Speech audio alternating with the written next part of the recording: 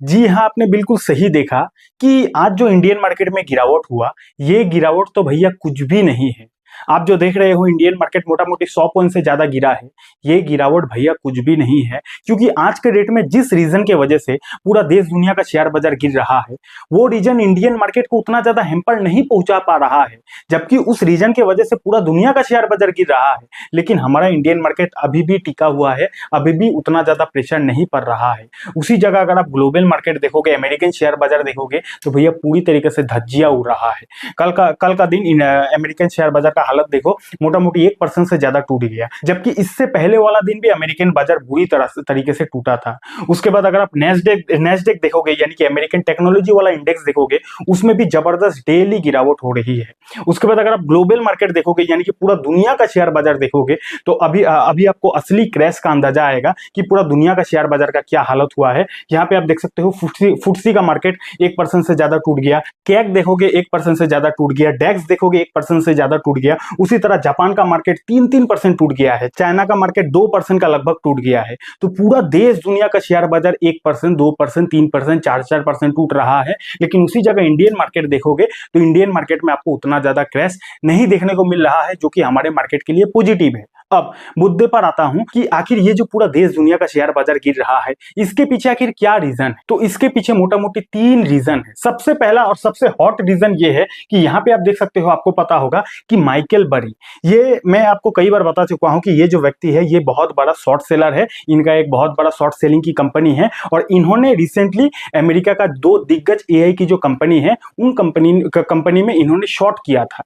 यानी कि इनका ऐसा प्रेडिक्शन है कि आने वाले समय में अमेरिका का जो एआई का कंपनी है, टॉप 2 एआई का कंपनी है, उन दोनों कंपनी में बहुत बड़ा क्रैश आ सकता है। ऐसा मेरा नहीं, ऐसा इनका मानना था। अब आपका दूसरा सवाल यह आएगा कि सर ये खबर तो काफी पुराना हो गया और इस खबर की वजह से डेली मार्केट क्यों गिर रहा है?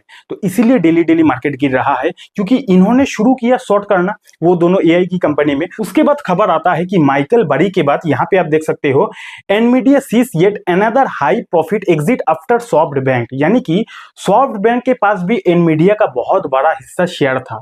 एनवीडिया ही अमेरिका का सबसे बड़ा एआई की कंपनी है और एनवीडिया कंपनी में ही ये जो व्यक्ति है माइकल बरी है, इन्होंने शॉर्ट किया है। इनको ऐसा लगता है कि एनवीडिया आने वाले समय में बहुत बड़ा क्रैश हो सकता है। अब इन्होंने तो शॉर्ट किया, इनको ऐसा लगता है कि क्रैश होगा, चलो कोई बात नहीं। लेकिन इनका शॉर्ट करने के बाद सॉफ्ट बैंक के पास भी, ये जो सॉफ्ट बैंक है, इसके पास भी एनवीडिया का बहुत बड़ा मात्रा में शेयर था। सॉफ्ट बैंक ने भी एनवीडिया का जितना भी एंटायर स्टेक था सब कुछ बेच डाला। यानी कि अब सॉफ्ट बैंक को भी ये लगने लगा कि शायद आने वाले समय में एनवीडिया क्रैश हो सकता है। अच्छा, सॉफ्ट बैंक ने बेच दिया, कोई बात नहीं। उसके बाद एक और खबर आता है, यानी कि सॉफ्ट बैंक ने तो एनवीडिया का शेयर बेच दिया, उसके बाद एक और आदमी का रिसेंटली खबर ये आता है, Peter Thiel fund sell entire Nvidia stake. यानी कि पीटर थिल, इनका एक बहुत बड़ा फंड है, इन्होंने भी एनवीडिया का पूरा जो स्टेक है, यानी कि इनके पास एनवीडिया का जितना भी शेयर था सारा बेच दिया। खेल समझ रहे हो?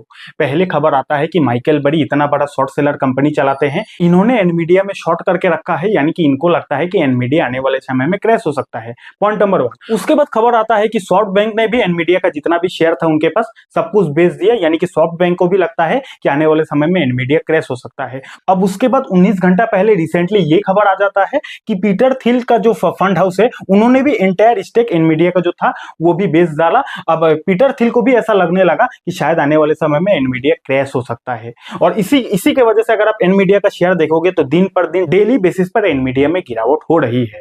अब दूसरा सवाल आपका यह आएगा कि सर एनवीडिया में आखिर ऐसा है ही क्या कि अगर इस कंपनी के बारे में नेगेटिव खबर आ रहा है तो इसका असर पूरा ग्लोबल मार्केट में पड़ रहा है? ये डाउट आया होगा कि नहीं? अगर आया है तो वेरी नाइस, इसका भी आंसर आपको दे देता हूं। देखो, एनवीडिया जो है ना, ये अमेरिका का टेक्नोलॉजी का इतना बड़ा कंपनी है जितना आप सोच भी नहीं सकते। यानी कि हमारे देश का, यानी कि इंडिया का सबसे बड़ा मार्केट कैप वाला जो कंपनी है, मैं कंपनी का तो नाम नहीं ले सकता, इतना समझ लो कि हमारे इंडिया का जो सबसे नंबर 1 कंपनी है, सबसे बड़ा मार्केट कैप वाला कंपनी है, वैसा कंपनी 2 मिलकर एक एनवीडिया बनता है। तो आप सोच रहे हो कि एनवीडिया एक कितना बड़ा एआई का या फिर टेक्नोलॉजी का कंपनी है। समझ गए ना? इतना आपने समझ लिया कि एनवीडिया एक बहुत बड़ा टेक्नोलॉजी का कंपनी है। दूसरा पॉइंट क्या है कि आज के डेट में जो अमेरिका है, यानी कि यूएसए जो है, पूरा ग्लोबल में इतना फेमस क्यों है? आज के डेट में अमेरिका इतना पॉपुलर, इतना पैसा उनके पास क्यों है? उसके पीछे का सबसे बड़ा रीजन यह है कि टेक्नोलॉजी। यानी कि अमेरिका के पास जितना ज्यादा टेक्नोलॉजी है, उतना टेक्नोलॉजी दुनिया में किसी भी दूसरा देश के पास नहीं है। क्योंकि व्हाट्सएप भी अमेरिका का है, यूट्यूब भी अमेरिका का है, गूगल भी अमेरिका का है, ट्विटर भी अमेरिका का है। इसके अलावा पूरे वर्ल्ड में जितना भी बड़ा बड़ा टेक्नोलॉजी का कंपनी है, सब कुछ ज्यादातर अमेरिका से ही है। तो आज के डेट में अगर अमेरिका फेमस है, इतना बड़ा देश है, वो टेक्नोलॉजी के लिए ही है। अब जबकि अमेरिका का जो बैकबोन है, जो शक्ति है, वो टेक्नोलॉजी है। और उल्टा अभी के टाइम पे अमेरिका का ही इतना बड़ा टेक्नोलॉजी का जो कंपनी है, वही आने वाले समय में गिर सकता है, ऐसा बड़े बड़े फंड हाउस का, बड़े बड़े लोगों का मानना है। इसी रीजन की वजह से एनवीडिया गिर रहा है, इसी रीजन की वजह से अमेरिका का जितना भी टेक वाली कंपनी है वो गिर रहा है, इसी रीजन की वजह से अमेरिकन शेयर बाजार गिर रहा है। और आपको पता है कि अगर अमेरिकन शेयर बाजार छिकता भी है ना, तो सर्दी जो है पूरा दुनिया को लग जाती है। तो कहानी हो रहा है अमेरिका में, कहानी हो रहा है एनवीडिया में, लेकिन उसका जो असर है पूरा ग्लोबल मार्केट में दिख रहा है। पूरा ग्लोबल मार्केट अगर आप देखोगे तो 1%, 2%, 3% टूट रहा है। वो तो हमारे देश में डीआईएस का इतना ताकत है, यानी कि एसआईपी का पैसा इतना ज्यादा इंडियन मार्केट में आ रहा है, जिससे हमारा मार्केट उतना भी नहीं गिर रहा है जितना अदर्स कंट्री का शेयर मार्केट गिर रहा है। समझ गए ना? ये बहुत बड़ा रीजन की वजह से आज के डेट में पूरा दुनिया का शेयर बाजार गिर रहा है। Reason number 1। रीजन नंबर 2, काफी लोग ये बोल रहा है कि रिसेंटली अमेरिका में सीपीआई का डेटा नहीं आया। अब डेटा नहीं आएगा तो पावेल जी आने वाले समय में रेट कट नहीं करेंगे। रेट कट नहीं करेंगे तो ये तो मार्केट का फेवर की चीज नहीं है। तो मार्केट कहीं ना कहीं इसके लिए भी काफी ज्यादा परेशान है। तीसरा रीजन ये है कि भैया बिटकॉइन में लगातार गिरावट हो रही है। अब जबकि मार्केट भी गिर रहा है, यानी कि शेयर मार्केट भी गिर रहा है, वहां से भी पैसा निकल रहा है। बिटकॉइन में भी लगातार गिरावट हो रहा है, यहाँ से भी पैसा निकल रहा है। तो पैसा जा कहाँ रहा है, ये कंफ्यूजन की वजह से भी कहीं ना कहीं मार्केट में अभी के टाइम पे पैनिक फैल रहा है। समझ गए बात? उसके बाद अगर गोल्ड की बात किया जाए तो गोल्ड में भी उतना ज्यादा हलचल अभी के टाइम पे नहीं देखने को मिल रहा है। डॉलर टू आईएनआर बात किया जाए तो इसमें भी उतना ज्यादा हलचल नहीं देखने को मिल रहा है। और अगर रही बात एफआईएस की, तो कहीं ना कहीं लास्ट डे जो है एफआईएस ने थोड़ा सही लेकिन थोड़ा सा माल एफआईएस ने उठाया है। कहीं ना कहीं ये इंडियन मार्केट के लिए थोड़ा सा पॉजिटिविटी है। तो अब तक वीडियो का कंक्लूजन क्या है? कंक्लूजन इतना ही है कि आज के डेट में जो इंडियन मार्केट गिर रहा है, ये तो ग्लोबल मार्केट के कंपेरिजन में कुछ भी नहीं है। ग्लोबल मार्केट गिर रहा है 1%, 2%, लेकिन इंडियन मार्केट तो हमारा आधा % भी नहीं गिर रहा है। This is very positive point. दूसरी चीज क्या है कि आज के डेट में जो इंडियन मार्केट में प्रेशर है, ये प्रेशर इंडियन इंटरनल रीजन की वजह से नहीं है। यानी कि इंडियन मार्केट में कोई गड़बड़ नहीं है, गड़बड़ बाहर के देश में चल रहा है और वो जो उसका जो असर है वो इंडियन मार्केट में दिख रहा है। ये भी काफी ज्यादा पॉजिटिव पॉइंट है।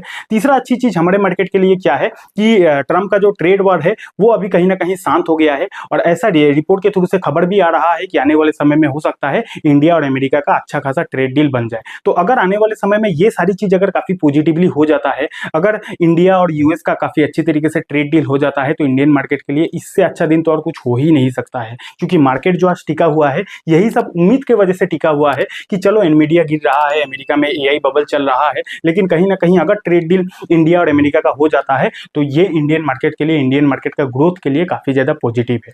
समझ गए बात? अगर आपके अंदर कोई डाउट है नीचे कमेंट कर देना। वीडियो अच्छा लगा वीडियो को लाइक कीजिए, कमेंट कीजिए। और शेयर बाजार में इन्वेस्टिंग ट्रेडिंग करना रिस्की होता है, पैसा डूबने का डर होता है, इसलिए इन्वेस्टिंग ट्रेडिंग करें, अपने रिस्क पर करें। अगर आप शेयर बाजार में इन्वेस्टिंग करते हो, शेयर बाजार में काफी ज्यादा रुचि रखते हो, तो एक बात जाने बिना आपको शेयर बाजार में इन्वेस्टिंग नहीं करना चाहिए। उस एक बात को अगर आपको जानना है, सीखना है, तो आप इस वीडियो को देखकर सीख सकते हो और उस बात को जान सकते हो। और डीमेट अकाउंट नहीं है, डीमेट अकाउंट का लिंक भी आपको डिस्क्रिप्शन पर मिल जाएगा।